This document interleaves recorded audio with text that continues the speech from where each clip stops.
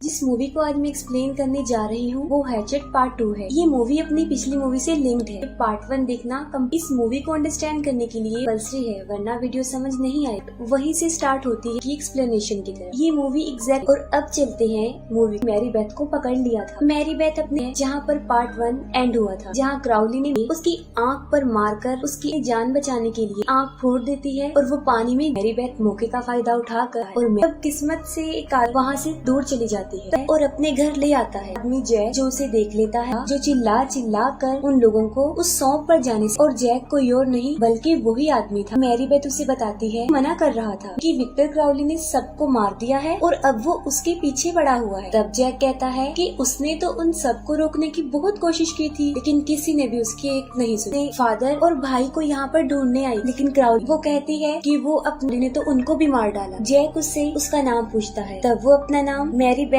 डेंस्टन बताती है। उसका सैमसन डेंस्टन की बेटी है। नाम सुनते ही जैक को पता चल जाता है कि ये जैक उसे कहता है कि वो उसके घर से निकल जाए। तब मैरी बेथ कुछ भी समझ नहीं पाती। वो एक शॉटगन उठा लेता है कि अचानक से जैक को क्या हो गया, तो रेव ज़ॉम्बी के पास चली जाओ और कहता है कि अगर तुम्हें आंसर चाहिए, लेकिन यहाँ से निकल, वहाँ से चली जाती है जाओ। और मैरी बेथ थोड़ी देर गुजरने के बाद जैक को बाहर किसी की आहट सुनाई देती है। तभी पीछे से विक्टर क्राउली आता है और उसकी आंतें बाहर निकालकर उसी से ही उसका गला घोटने लगता है। वो इतनी बुरे तरीके से उसका सर ही धड़ से अलग हो जाता है। इतनी मजबूती से उसका गला घोटता है कि सौंप से निकलकर दूसरी तरफ मैरी बेथ जो रेव ज़ॉम्बी के पास आ जाती है। ज़ॉम्बी उस वक्त उससे कोई बात नहीं करता और उसी बात वो कहती है कि बाद में आने का कहता है। जैक ने ही उसे यहाँ भेजा है और उसने जरूरी बात करनी है। प्रीवियस नाइट वो उसे अंदर बुला लेता है। उसके साथ जो इंसिडेंट्स हुए वो सब उसे बता देती है, लेकिन वो ज़ॉम्बी सबसे पहले उस बोर्ड को कहती है कि वो भी मारा गया। बोर्ड के ड्राइवर के बारे में पूछता है और ये सुनकर ज़ॉम्बी उसे बताता है कि वो बोर्ड उसी की थी और वो उसी के कहने पर शॉन वो टूर करवाने गया था। वो चोरी से वो टूर करवाता था और बारे में क्या जानता है। मैरी बेथ उसे अपने फादर का नेम बताती है और ये पूछती है कि वो उनके बाद। और तब ज़ॉम्बी उसके सामने एक स्टोरी नरेट करता है। वो बताता है कि जब वो छोटा बच्चा था तब अपनी वाइफ शैनन के साथ थॉमस क्राउली नाम का एक आदमी उस जंगल में रहता था। शाइन बहुत ज्यादा बीमार थी, उसे स्टमक कैंसर और ये बीमारी अंदर ही अंदर उसे खा रही थी। शाइन कब करने आया करती थी। आहिस्ता आहिस्ता एक नर्स थी जो उसका चेक था थॉमस, और वो नर्स एक दूसरे के काफी आते हुए भी थॉमस अपनी वाइफ के क्लोज हो गई और ना चाह को धोखा दे रहा था, क्योंकि वो हालात से काफी मजबूर हो चुका था। उसकी वाइफ अब सिर्फ एक जिंदा लाश की तरह थी जो अपने मरने का इंतजार कर रही थी। थॉमस रोज उसे थोड़ा थोड़ा मरता हुआ देख रहा था और उसका दुख दर्द समझने वाला कोई नहीं था। इस वक्त में जब वो नर्स उसके करीब आई तो वो दिन तक वो अपने फेयर को भी, अपने इमोशंस को कंट्रोल नहीं कर पाया। काफी वो शाइन से छुपा कर रखते हैं, लेकिन फाइनली वो दिन आ जाता है कि शाइन मर चुकी है। जब उन्हें ऐसा लगता है और उसी दिन वो हमेशा के लिए एक दूसरे के साथ रहने का डिसीजन लेते हैं, लेकिन और वो उन दोनों को, शाइन अभी मरी नहीं, के हाथों पकड़ लेती है और तब वो उनके होने वाले बच्चे को कर्ज देकर मर जाती है। और आखिरकार वो दिन आ जाता है और उनका बच्चा पैदा होता है तो उसको देख कर ही उसकी माँ को इतना बदसूरत होता है कि उस मर जाती है। हालांकि थॉमस भी विक्टर से नफरत करता था, लेकिन वक्त गुजरने वो उसका इकलौता बच्चा था और के साथ साथ वो उससे प्यार भी करने लगता है, क्योंकि हैलोवीन की वो रात आती है जब 3 बच्चों की शराब विक्टर क्राउली मारा जाता है और दी एंड हो जाता है। और वो भी मरने के बाद थॉमस की जिंदगी का भी मर जाता है। और बस उसी दिन से विक्टर क्राउली हर रात उस सौंप में अपने फादर को ढूंढता है और इस बीच उसके रास्ते में जो उसे मार डालता है, जो भी आता है वो है। लेकिन इन सब से मैरी बेथ के फादर का क्या लेना देना था। और अब एक बड़ा सीक्रेट एक्सपोज होता है 3 बच्चे, और वो ये था कि विक्टर क्राउली जिन की वजह से मरा था, एक मैरी बेथ उनमें का फादर था। तब मैरी बेथ ज़ॉम्बी को कहती है कि वो दोबारा से उसे वहाँ लेकर, वो कहती है कि वो अपने फादर और भाई की डेड बॉडी को लाकर दफनाना चाहती है, कि वो सिर्फ चाहती है, लेकिन ज़ॉम्बी को समझ लग रेविन चाहती है, जिसके लिए वो साफ इनकार कर देता है। उसके इस सौंप टूर के तब मैरी बेथ पुलिस को बारे में बताने की धमकी देती है। वो एक शर्त रखता है, वो एक आदमी की डिमांड करता है जो, और फिर वो वहाँ जाने के लिए एग्री हो जाता है, लेकिन वहाँ जाने मैरी बेथ का अंकल था। तब मैरी बेथ भी उसकी बात मान लेती है और वेल ट्रेन हंटर को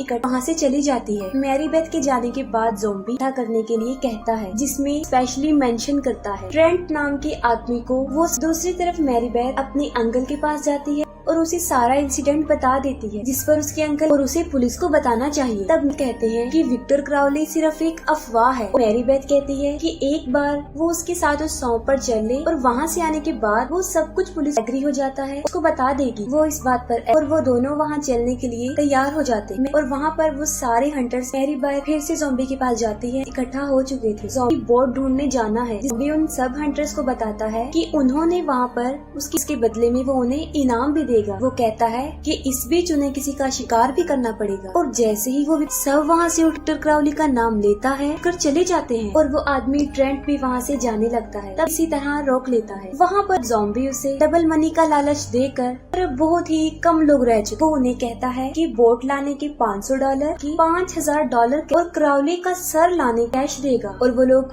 पूरी तैयारी करके वहाँ से निकल पड़ते। वहाँ पहुँचते पहुँचते उन्हें शाम हो जाती है। वो सब वहाँ पर रात हो जाती है। टाइम बचाने के लिए बोट ढूंढने लग जाते हैं, और देखते ही देखते वो सब एक दूसरे से अलग होकर बिखर जाते। क्राउली का घर ढूंढने में मैरी बेथ, उसके अंकल, ज़ॉम्बी, जस्टिन और वो आदमी ट्रेंट क्राउली के उन हंटर्स में 2 आदमी एलिगेटर्स पकड़ने लगते हैं, क्योंकि उनका मानना था कि विक्टर क्राउली सिर्फ एक कहानी है, रियलिटी नहीं, और उसके पीछे टाइम वेस्ट करने की बजाय गेटर्स पकड़कर पैसा कमाए। और तभी उन्हें क्राउली की आवाज सुनाई देती है, और वो सोचते हैं हंटर आगे बढ़ के चेक करने तो उनके साथ कोई प्रैंक कर रहा है। तभी की कोशिश करता है और स्टार्ट करके जो उसे दबोच लेता है। वो आदमी जो अकेला रह जाता है वहाँ से भागने की कोशिश करता है, लेकिन विक्टर लेता है और बोट के प्रोपेलर में क्राउली उसे भी पकड़ने उसका मुँह देकर उसे भी मार डालता है। ज़ॉम्बी जस्टिन को बताता है कि उसके पास क्राउली को मारने का प्लान है। वो उसे बताता है कि क्राउली के मरने में हाथ था। उनमें एक था मैरी, 3 बच्चों का बेथ का फादर, दूसरा उसका अंकल और तीसरा वो आदमी देकर यहाँ पर लाया था। मैरी बेथ के डैड को तो क्राउली ने मार डाला, और जब ट्रेंट, जिसे वो डबल मनी, वो इन दोनों को भी मार, और वो सौंप फिर से खुल जाएगा और उसका टूर का बिजनेस फिर से कंटिन्यू हो जाएगा, मार डालेगा, तब उसका रेवेंज पूरा हो जाएगा। और क्राउली का ये चैप्टर,